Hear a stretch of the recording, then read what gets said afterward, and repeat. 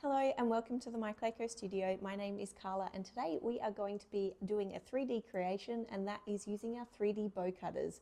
Now we do have two different types of 3D bow cutters, a double bow cutter that's an all-in-one piece, and we also have our new dimpled and imprint bows that come in two pieces. I'm going to show you the two-piece ones today because we're going to go through a couple of different techniques. The first being how to add eye pins into them. The second being how to use them to embed a stud post into the back. And then the third one is to use the really mini ones to make tiny bows to embellish your polymer clay creations. So we have a lot to cover today, so let's get into it. Alrighty, I have all of our two-piece 3D bow cutters here. As you can see, we do have the imprint style and also the dimple style, which you'll be able to see how they look when we put them together. Even though we do have them in 4 sizes, I'm not going to be doing this size today because I'm going to be showing you the biggest one first so that we can just put it together and pop an eye pin in. And then I'm going to go through this one for a stud with the embedding, and then obviously our mini for embellishments. As I mentioned at the beginning of the video, we do also have a double bow cutter. This one is a one piece, so you just do fold up these into the center to make your bow, but you can also attach the eye pins and stud posts the same way that I'm going to be showing in the video with the double bow cutter, but I'm going to be demonstrating on the two-piece bow cutters just so you know you're putting them together correctly. There are also a number of two-dimensional bow cutters that you can get on the market. These are just a couple of ours. These are great for if you want to add something to a more flat design, but the 3D bows are what you want to use if you're doing, say, a dangle, so it's a standalone piece as is, or if you're going to try and add some dimension to an already flat piece. So let's say you have a wreath and you want to put a bow on. This one looks really cute, but if you have a 3-dimensional bow on there, it just adds that extra depth and dimension to your piece. The first technique, we're going to be just going through how to put together the two-piece bow and then how to add the eye pin to it. So let's get some clay. Okay, so I've got the clay now. I've got this one to about 2 millimeters thick. You don't want it to be too thick that it's not going to be able to fold over nicely, but you don't want it to be too thin either that it's not going to hold its shape or show our awesome little imprint here. So I've just burnished it to my tile, so rolled it out so that it's sticking to it, as you can see. And I'm just going to cut these ones out.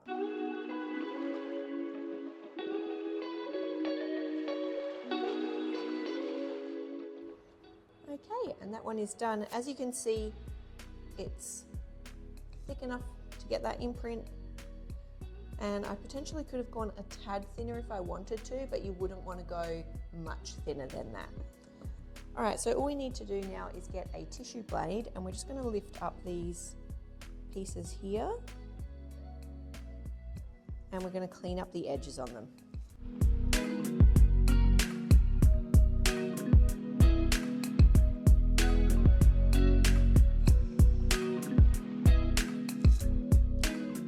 That smoothing out of the edges pretty much means we don't really have to do much sanding once they're baked. It just cleans up everything to make it easier when we're putting them together at the end.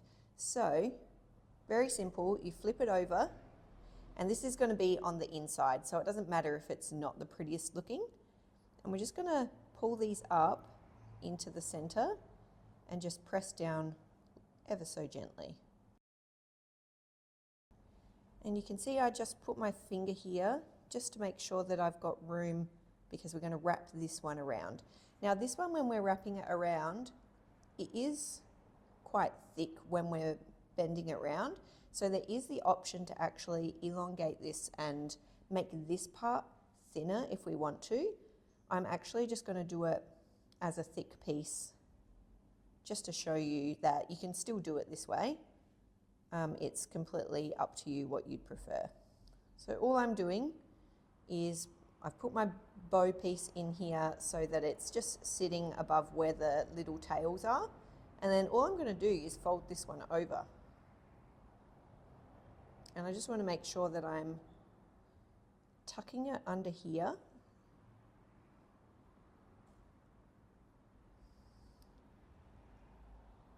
And then I'm just going to press these in just to make them look a little bit more rounded.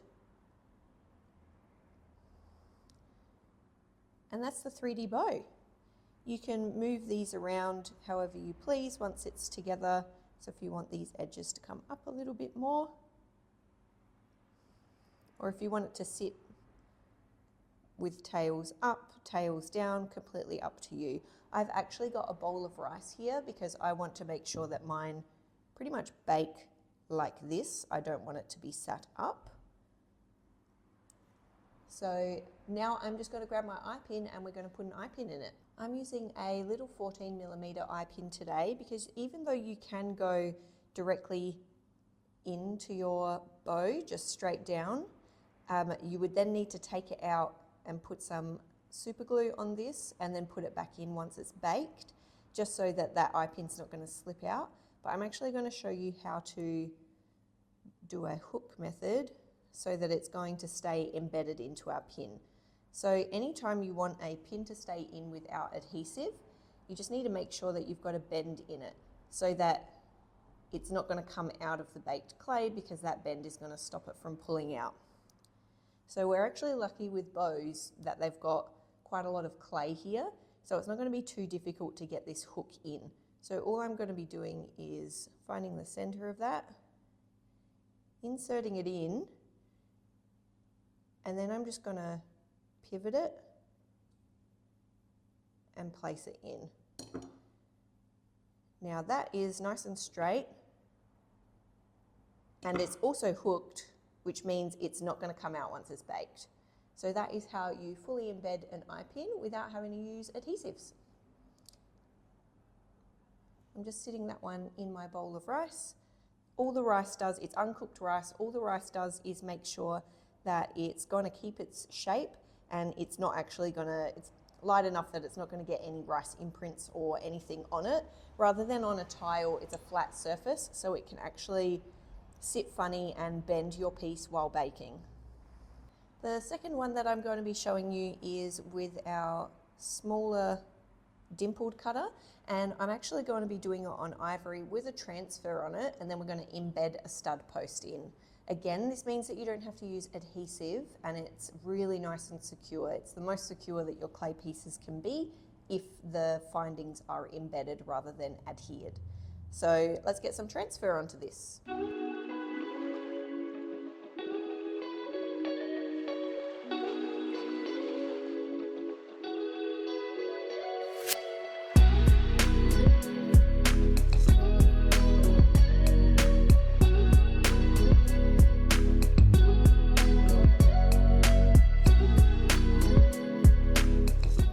Okay, so now I have the transfer on here. I'm just going to cut out with our bow cutters.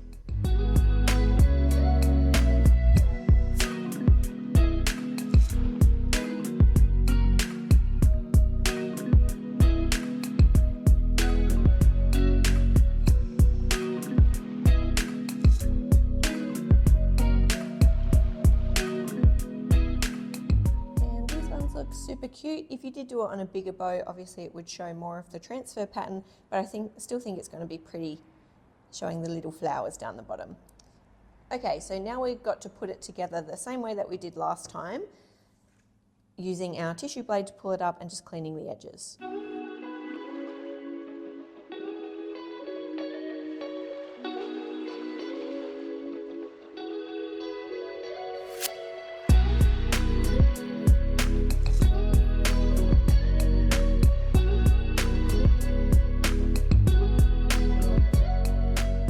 So I have those ones cleaned up. Now, with the transfer on the outside, these parts are going to be fine, but this center part, because it's going to be folding over, it's going to be the back plain side that doesn't have a transfer on it that's going to be coming over. I'm totally fine with that because I don't actually have much of a pattern on that edge, but if you did want to have the transfer pattern on, you could at this point cut it here, flip that piece over, and then continue with putting the bow together. Okay, so first things first, just like last time, we're flipping it over and we're just going to fold in our little bow ends.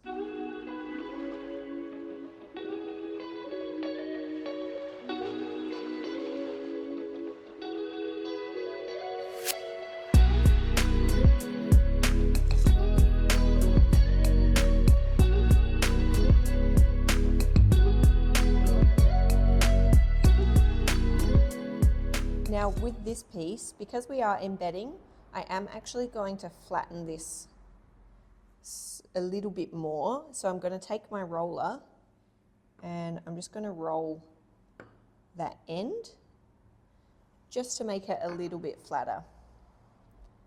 So it's at this point that I actually want to get my post before laying this part on. I've just got one of our gold 4mm posts, just because the small backing is just going to be hidden in here when we embed it, so it doesn't have to be too large. So all I'm going to be doing is taking this post and I'm just going to be pushing it through so it comes out the other end. And then on top of here, that's where I'm going to be sitting my bow part.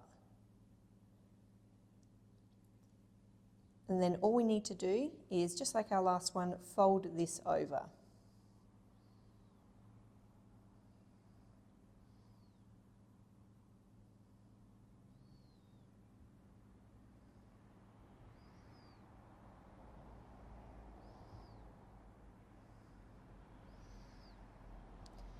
And there you can see we have our cute little bow, and when I flip it over, it's fully embedded in there. Now it can sometimes get a little bit of the hole enlarging on the back. If you did want to clean that up, you can just take a silicone tool or a needle tool and just tidy that back part up. But that's okay, I'm not going to bother with this tester piece. But otherwise, that is our cute little embedded stud. I'm going to put this in our rice bowl because I do have the backing on, so if I was to sit it on my tile, I could put it in the oven just like that, but it could potentially flatten and then I'd have my little tails sticking out a little bit too much for my liking. So I just want to make sure that they're sitting nicely, so I'm going to put them in my bowl.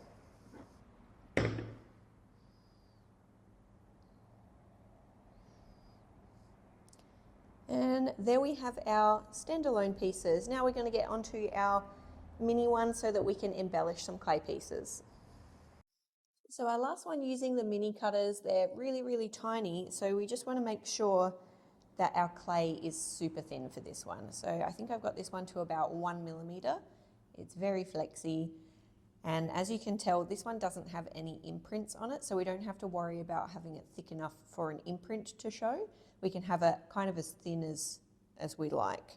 So just bring my tile in and do as I did with the others, burnish it and then stamp it out.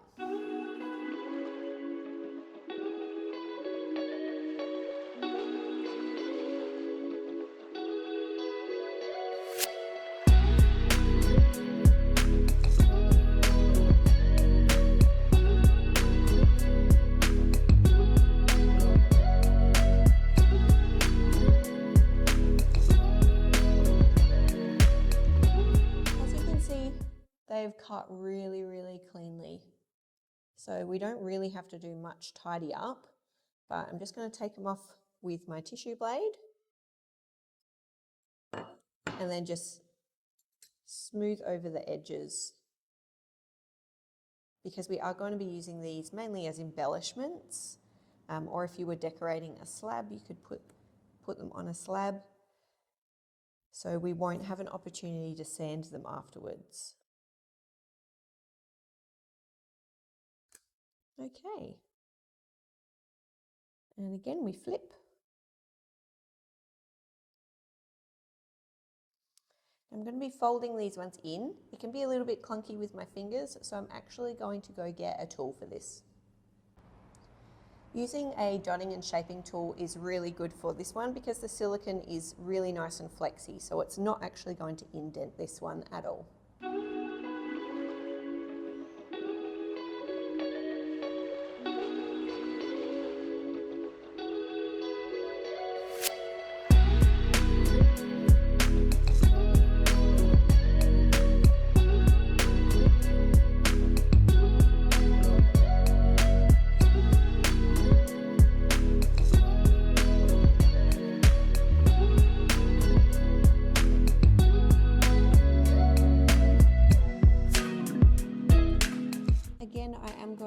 flatten this little bit here, I can just use my dotting and shaping tool instead of a roller because it is quite small. So I'm just using it almost like a mini roller.